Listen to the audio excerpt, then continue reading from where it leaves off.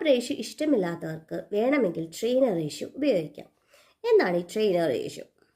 അതായത് RX എന്ന് പറഞ്ഞാൽ റിസ്ക്കുള്ള ഇൻവെസ്റ്റ്മെൻറ്റിൻ്റെ return profitability minus risk free rate of return.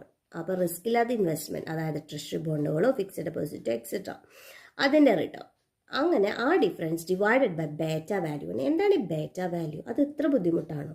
Covariance of return of risky investment and return of the market. അതായത് മാർക്കറ്റിനനുസരിച്ച് എത്രത്തോളമാണ് നമ്മുടെ സ്റ്റോക്ക് നീങ്ങുന്നത്, അതാണ് ഈ covariance. That is as simple as that. Okay, divided by market മാത്രം എടുക്കുമ്പോൾ അതിന് എത്രത്തോളം ചാഞ്ചാട്ടമുണ്ട്, ആ ചാഞ്ചാട്ടത്തിൻ്റെ സ്ക്വയർ, അതായത് വേരിയൻസ്. ആ വേരിയൻസ് കണ്ടെത്തി കഴിഞ്ഞാൽ എന്താണ്